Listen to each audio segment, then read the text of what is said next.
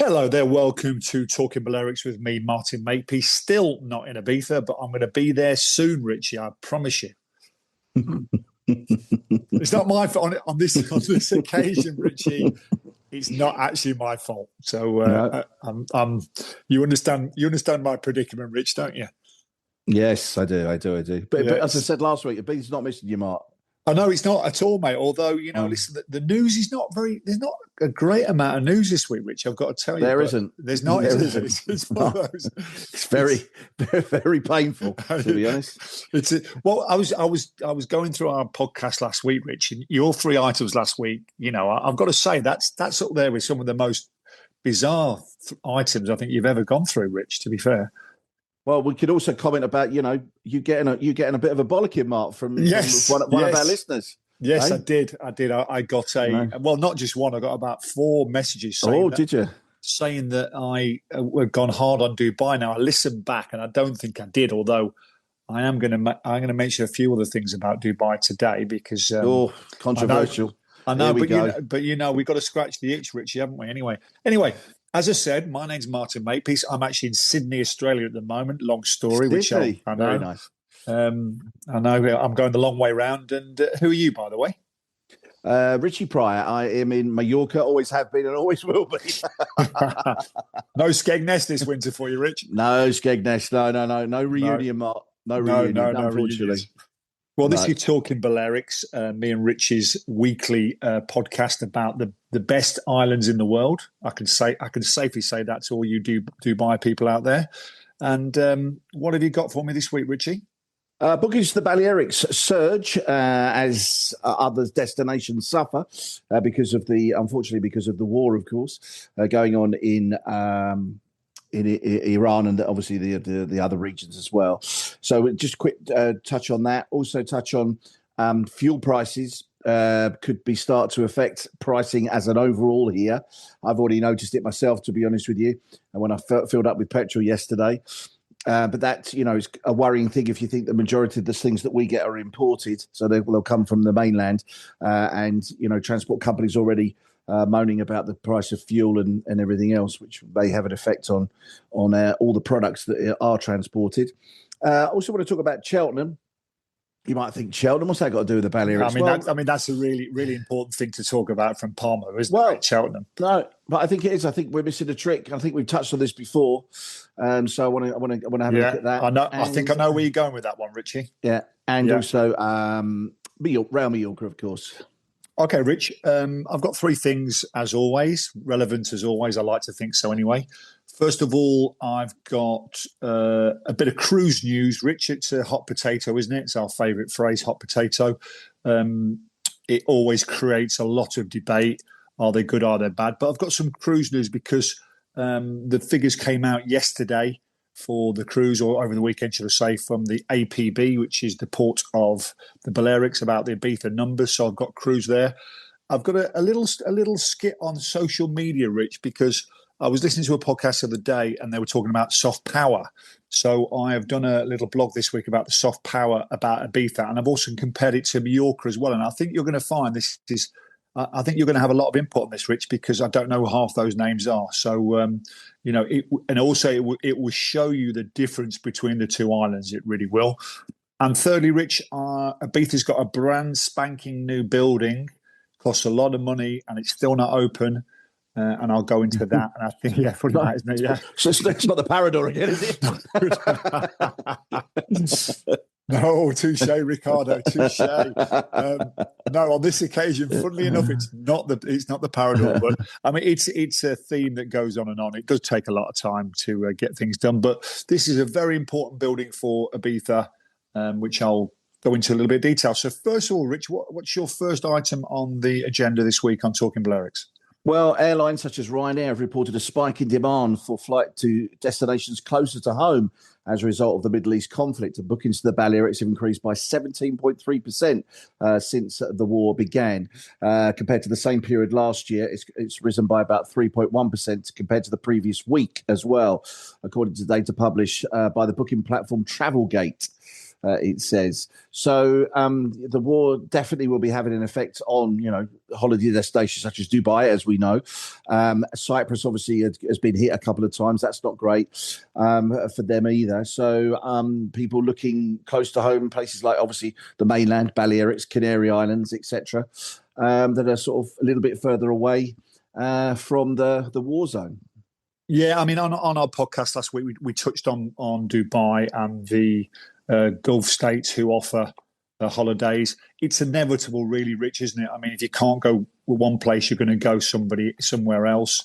And I think because the Gulf states do offer a certain type of luxury, I think they will be looking. And I think Palma, or should I say Mallorca and Ibiza, will probably benefit as well. And it's not something we need to gloat over, Rich. I mean, I wrote no, not at all. And listen, I don't think we were, although, the feedback last week, I got a few people saying to me that I was gloating. I wasn't at all.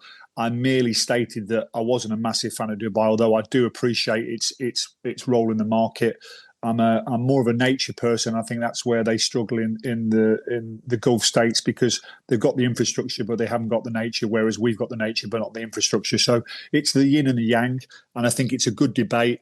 I do love Dubai for a few days away, but, if you're comparing it to the more classic resorts or the classic destinations, I think it probably still comes up a little bit short. What I would say as well, Rich, is that the difference, I don't know if you've noticed this as well, Rich, is the difference between the people who live in Dubai, what they're saying, and the people who are coming back from Dubai, what they're saying. Have you noticed that, Richard? There's a slight difference of opinion, should we say?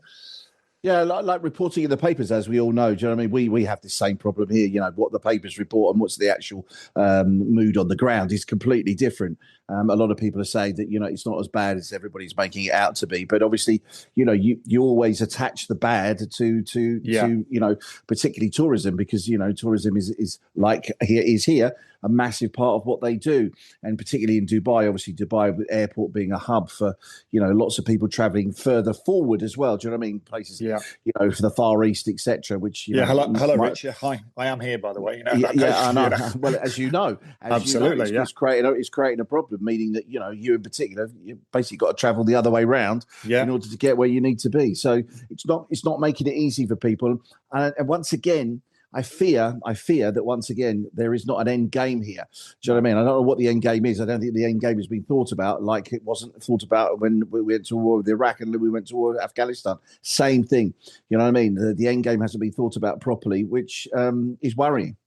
I mean, I've noticed that my friends and people in Dubai are telling me everything's okay. Then I read in the newspapers that they've got these shell-shocked tourists coming off the plane. So I think the truth is somewhere in the middle.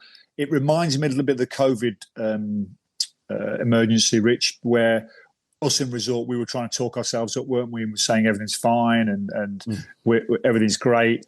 When really in the back of our minds, we weren't in control of the situation. All it took was good old Boris to pull the rug from under our feet, and we were struggling again. So, I don't blame the Dubai people. Listen, you've got to talk your places up, and I think if you live somewhere, you're always looking on the positive side, aren't you? From where if you're there for a few days on holiday, you don't really care. You just want to be safe. You just want to feel that you're not going to get anything raining down on you. So I do appreciate it. For all those Dubai people, I'd send you and Qatar and obviously UAE, Abu Dhabi, UAE in general, and also Bahrain. I do send all my best regards, and hopefully, just fingers crossed. We don't want business that way, but obviously the Balearics, we're happy to mop it up if that's what it takes. But at the end of the day, people are wanting to go on holiday, and they will look for somewhere closer to home that's safe. And at the moment, I think the European Mediterranean destinations, not just Spain, not just the Balearics, but in general, most of them will tick the boxes. If I could just carry on, Mark, because my next story really does relate to what we're talking about there. Because on the opposite side from us, as a point of view, as a destination, being an island and everything else, the transport sector of the Balearics is bracing itself for a surge in the price of fuel. Companies are studying possible operational adjustments while calling on the Spanish government to activate mechanisms like those implemented 4 years ago at the start of the war in Ukraine. And I've seen, listen, I filled my car up with petrol 4 or 5 days ago, and I got near to 600 kilometers. Do you know what I mean? So I normally just put 50 euros in my car every week. Yeah. You know what I mean? Every 50 euros. It takes me to about 600 kilometers. Yesterday, I filled up 530 kilometers. So you can see already that, you know, what you're getting for your 50 euros isn't as much as it was just a week ago. So it's obviously going to create a problem. It's going to create a problem for pricing, obviously, of foodstuffs, et cetera, et cetera. So as I say, where's the end game here? You know what I mean? It's, you know, it's all right doing what you do, but you know, you've got to think about what the consequences are, which I think is probably why Spain haven't supported the war. Yeah, I mean, I don't want to go into that. I mean, that's the politics, Rich. I'm going to leave that for another day. But can we ask Mrs. Pryor to give Richie some more pocket money to fill his car up? Is that okay, Rich? Yeah, can the wife give you a bit more money or whatever? You know, it's across the board, Rich. I mean, listen, in Australia, I drove 600 kilometres the other day. I was paying 150 for a litre of diesel. I looked today and it was 213. So this was in Australia. So that's almost 30% more in a week. So it's across the board, Rich. And I think, you know, we overpay in the Balearics anyway, don't we? Because as you say, you know, it's delivery. Not a lot of stuff we require coming over. So transport is going to be more expensive. You know, it's going to filter through, Rich, isn't it? So it's not just the fuel in the cars; it's the supplies in the shops as well. So if this carries on for a while, then you can expect prices to really start to go up steadily, I think. Definitely. What you got, Mark? Cruises, Rich. Cruises. I mean, you like cruises, don't you? I think I've been on a couple of cruises. You like the business of cruises for Mallorca, should I say? Oh, I think for Mallorca, I think it's a great thing, personally. You know what I mean? Obviously, you know, a lot of people don't because they think it's harbour the environment and everything else. I think it's, you know, it's an evil that can be, what's the word I'm looking for? You can sort of, I can't think of the word I'm looking for. Basically, what they're doing here, I don't know if they're doing this in Ibiza, but they're saying that a maximum of 3 cruise ships could come in on any one day here in Palma, which is a rule they've had for a few years now. But that's it. But I look at it on the opposite side. I look at it from a point of view of people coming off the ships, walking around Palma. You know, might only be here for 12 hours. Or 24, I don't know, some do stay for 24 hours. But, you know, they might look at this as a destination to come on holiday on a separate occasion, but also for the fact that, you know, that ship needs to restock its stuff. And those restocking comes from companies here in Mallorca. Yeah. So, you know, everybody benefits. I mean, in general, Rich, I'm not against cruising. I think we've got to balance the two. We've got to balance economy with environment. Yeah, this is what I think you've said. We've said the same thing. That's what I was trying to say. Yeah. I mean, I just do it more succinctly. I mean, why take 10 words when 100 will do, Rich? You know, so that's the radio presenter in me, Mark. I know, mate. I know. You don't have to sell it to me, Rich. But you know, an interesting stat attack to come out, Rich. This would be that in 2025 in Ibiza, 164 cruise ships came in. Okay, which is 26 fewer than 2024, and also fewer than 2023, which had 189 as well. So. Has cruising peaked in Ibiza? Interesting what you said about the numbers coming off the cruises, because that's what really matters, Rich, isn't it? So basically, in 2025, passengers coming off cruise ships, or the amount of cruise ship passengers in dock, should I say, because you can never tell whether they come off or not, was 538,993 for Ibiza. Well, if you think about it, you know, what do we have? 7 million arrivals by plane. So, you know, I mean, it's not a small amount of people, Rich, is it? 500,000 people being delivered to your front door. This is predominantly Ibiza town, because that's where all the cruises go into. I must say that. Obviously, it's not affecting the north of the island. It's not affecting the west of the island. It's sometimes not affecting the south of the island. So basically, they all go into Ibiza town. But has cruising peaked? I know that's the question I'm asking, Rich, because I think post-COVID as well, people went on the cruises. They looked to that for the environment that it gave. Wake up one day in one port, next day in another port. But as we've seen in Ibiza, that the cruise ships have actually gone down for the first time in a couple of years. So, other interesting fact about this report, Rich, is that the busiest months were May, June, and September. Okay, for cruises. So again, that will go into our thinking, wouldn't it, Rich, that we put it in the shoulder months and the low season, because that's when we need the people coming in. So if they come in April, May, June, and September, October, great. But also, it also must be acknowledged that January and February saw a total of 0 cruise ships come into Ibiza. And one came in March and one came in December. So, it also highlights the seasonality that we face over here, Rich. And it's a constant battle, isn't it, to get people to come lower season or out of season. And the cruises just highlights that they're coming at certain times of year. So it's an interesting debate. It will be interesting to see what our listeners think, and I'm going to blog about it this week as well, because, as I say, it is one of those subjects that kind of splits people's opinion a lot. And I'm pretty much in your camp, Rich. I think it's good, but the thought of 5,000 or 6,000 people on a boat and all that sewage in Ibiza waters, it sends me with dread. It fills me with dread, Rich. It really does. But so hopefully they're being environmentally friendly to us as they come into dock. So there's your cruise stats for Ibiza for 2025. Okay. Do you want to go again? What have you got next, Rich? Because I've got a nice little one on social media. Mine's going to be Cheltenham. So, oh right, okay. Let's talk social media, Rich. So, I was listening to a interesting podcast about soft power, Rich. Now I know you will know what soft power is, won't you? So, not a scoop. Yeah, of course you know what soft power is. Well, basically, soft power is influencers. So it's basically making the case for people to want to. Basically, it creates the desire to come to the island, or islands, should I say? So basically, hang on a minute. Does that make us influencers? Does it? Well, I was looking for you on the Mallorca list, and I appeared on the Mallorca on the Ibiza list. But I was very low down. Yeah, very low down. Which way? I think I just made the top 50. I think so. That was about 47. Which and that was after I specifically put my name in. So I was looking for it. So it was a loaded question. But the soft power as we're coming into the season. You know me, social media, Rich. I've always loved social media. I understand the power of it. Some people hate it, some people love it.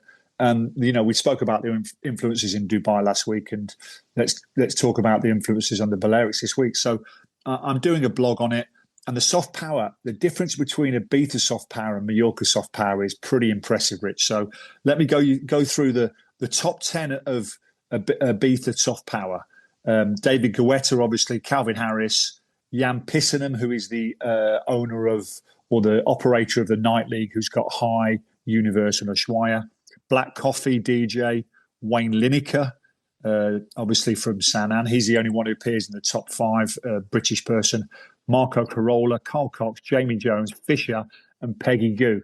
So the top they're 10, all DJs. Exactly, Rich. This is exactly what I'm saying, Rich. So if you look at it like that, so the top 10 soft power social media influencers about Ibiza. So you've got 8 DJs there, 9 DJs.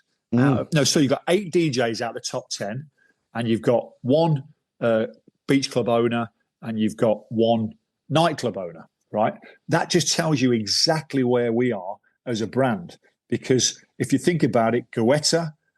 And who's the top? Calvin Harris. They've got, I think, 20 million followers. What's Calvin Harris? 20 million followers. They're tweeting and posting Instagram every week about Ibiza that. I mean, the power that they wield, let's say it's soft power. Now, it led me to go into Mallorca's soft power. So, I mean, you'll be no surprise to know who's number 1 for Mallorca, Rich. Go on. Your favourite, Nadal. Of course he is. Rafa Nadal is number 1 soft power. Second is also a tennis player from your neck of the woods. Is it? It's Nadal's coach, I believe, isn't it? The coach. Yeah. What's his called? Carlos Moya. Carlos Moya. Yeah, he was his coach. He's not anymore. Yeah. Yeah. Well, he's a nice guy, Carlos. I've met Carlos. He's a nice guy. He's a Mallorca guy as well, though, isn't he? Yeah, he is. Yeah. Third one is you might know this one, but Rennie Michaela from Mallorca, who is a Mallorca-born artist. You know? No. Issy Gluck. Do you know who that one is? No. Yeah. Now, Mark CV, Koala Rabioso, Vivian Kayoba, Selena Lehman, Julie from Mallorca, Hector Julie Garcia. from Mallorca. Yeah, exactly. Yeah, it's a lifestyle creator, and Hector There you Garcia. go. Now, listen, I'm not here to poke fun at anyone on the soft power, but it just shows you the difference between the islands. I mean, I didn't even do the Menorca soft power top 10, Rich. Oh, don't go there. Don't upset them over there. Don't upset listen, them.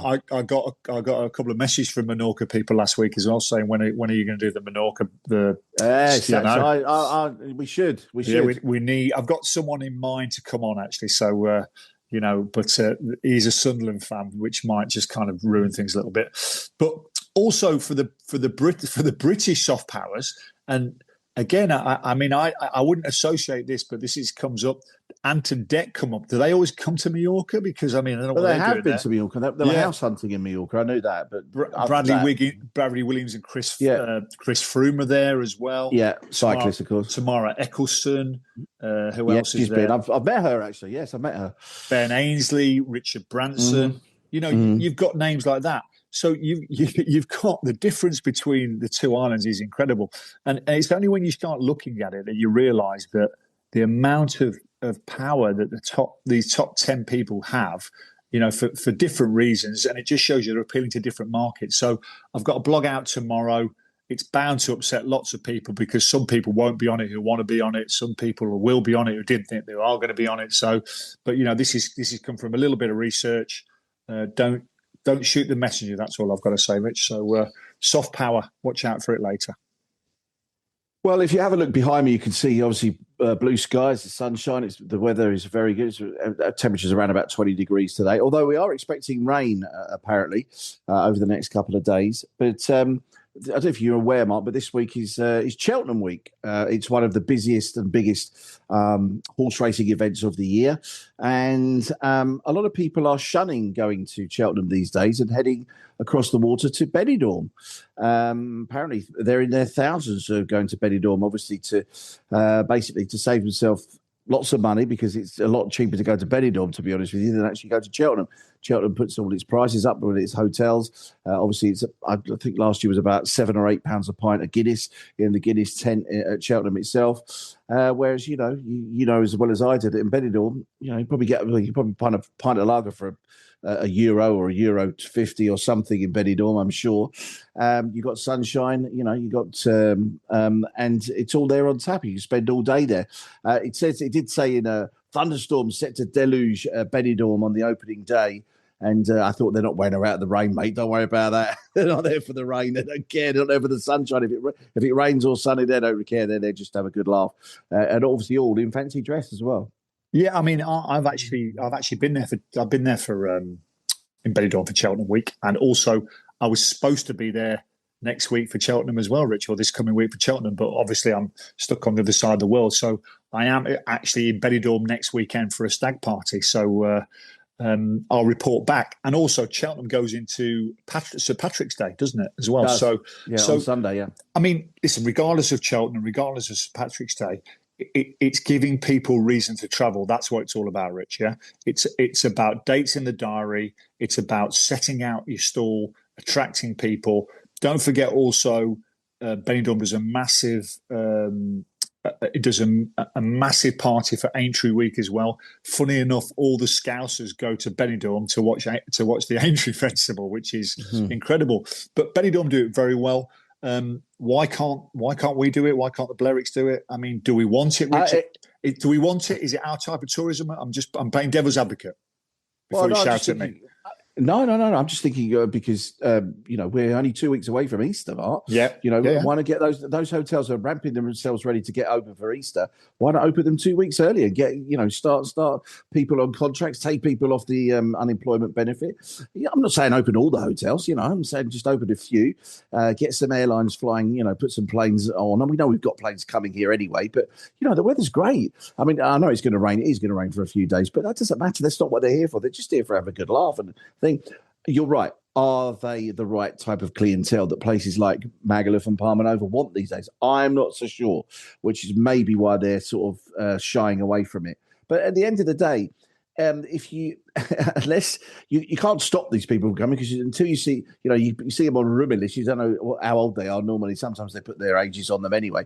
But I think it engulfs lots of different age groups, from the young to the old. Everybody likes horse racing, but everybody just wants to come for a bit of a laugh.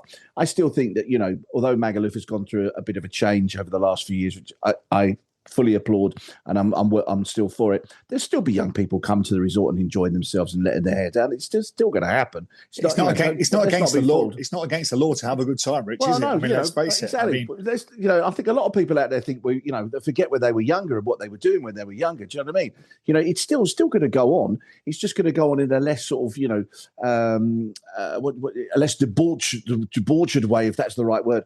Than it was before, which I applaud. Look at the people at Nicky Beach, Mark. You know what they're like in there. Yeah, absolutely. I mean, the people with money, Rich, are often worse than the people without. And that's money, no offence. Just so I don't get any complaints from Nicky Beach. That's no offence to Nicky Beach at all. No. What I'm trying to say is that people will spend lots of money in order to get drunk, as well as not so much money. It happens. That's what That's what it's all about. And let's see. I think we're missing a trick. I think, Richard, I think it's a really valid point.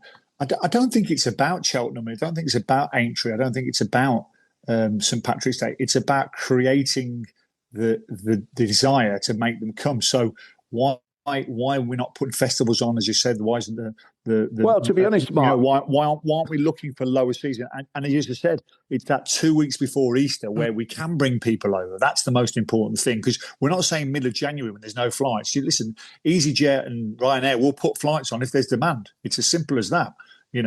So we have to, as a destination, think about it, and especially what's happened across the continent. And if you look towards the Middle East, there's going to be more people wanting to travel, wanting to go out of season and do things. So, as I said, I'm not sure that Cheltenham's the answer to it, Rich, but I think we need to start thinking outside the box.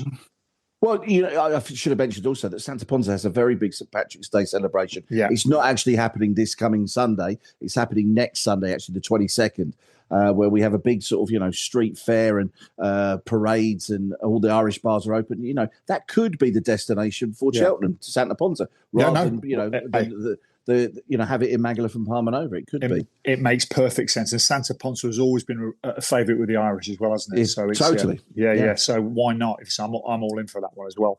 Okay. Rich, somewhere where hopefully I won't be going anytime soon. Ibiza's just unveiled. Well, not unveiled. It's the final stages of our brand spanking new courthouse. Now, the previous courthouse had a mysterious fire in it a few years ago. Funny that, isn't it? I'm not sure which person about to appear there was responsible, or had appeared there, Yeah. So it kind of had a really bad fire, and they've built this absolutely beautiful brand spanking courthouse literally across the road. It really is going to be one of those figurehead civil engineering projects. As you come into Ibiza in Isidora Macabich, which is the main thoroughfare going through Ibiza town, you can't miss it. It's probably second to the Conseil de Ibiza, which is going to be our second biggest building here on the island. Funny that, isn't it? The two biggest buildings are civil servant buildings. Funny that in Spain, isn't it, Rich? So, but brand spanking new. Funny enough, Rich, the contract to finish it off, it's taken 6 years to get this far, but there's another 2 years to go, because they've just given the contract out to finish off the building. So I presume it's going to be a shell, and basically now they're going to give it. And it's gone to a company who are a little bit suspect. They've not said it's called Zimmer Desarrollos. Now, I've got to say, allegedly there, obviously we don't know anything about it, but they've refused to comment to the local press.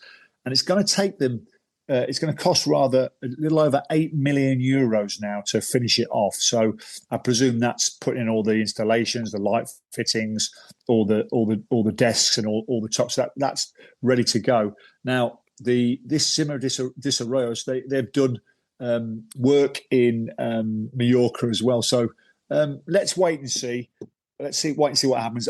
I fear maybe a little bit more of a delay, but I think the new courthouse in Ibiza will just also signify the direction the island's going in, Rich. I mean, I think that's the bigger picture. These big, brand spanking new shiny buildings just shows you that we're actually there in the 21st century. We don't want to be, Rich. There's a lot of people refusing to go there, but Ibiza's going into the 21st century, kicking and screaming.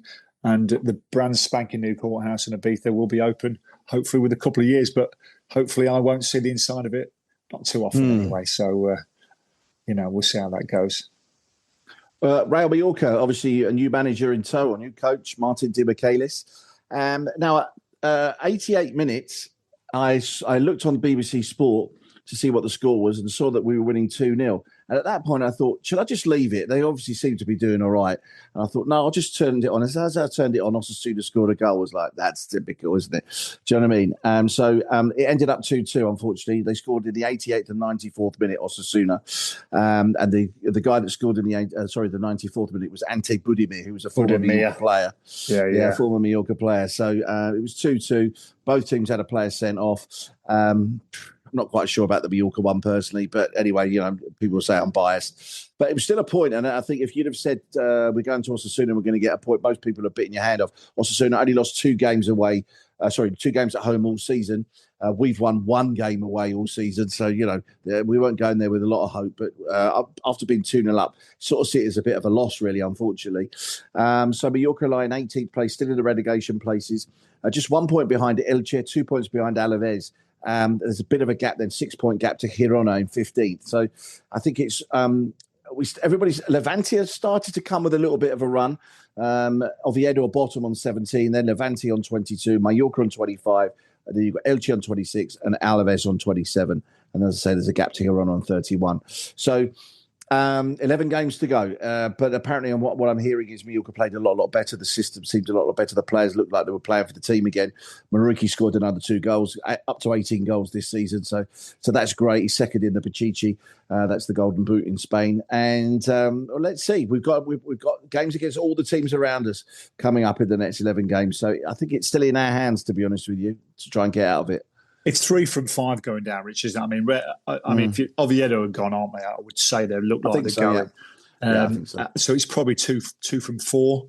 So I mean, I'm with you, Rich. I mean, a point away from home, but 2-0 up with 10 minutes to go, Rich. Come on, pal. You're going to be winning. Those are the results. Those results can make a massive difference. But hey, as you said, listen, it's a long slog. Let's fingers crossed that Real Mallorca pull through and Di Michaelis gets his team going. Yeah, that's it, Mark. That's it for this week, Richie. Always a pleasure. Now, big news, breaking news, Rich. Hopefully, God willing, I will be in Ibiza next week when we do our podcast. So, they'll be having a street party, Mark. Yeah, so we'll have all the little music bits and all the normal nice things, and all the announcements in next week as well. So, fingers crossed, mate. I'm actually going to Los Angeles tomorrow, and then from Los Angeles to London, London to Alicante, Alicante to Ibiza. So, I will hopefully be talking to you. Good luck. Yeah, no, I'm going to need it, Richie. I'm going to need it. Listen, have a good week, pal. Good to speak to you. Mate. Take care. See you now. Bye-bye.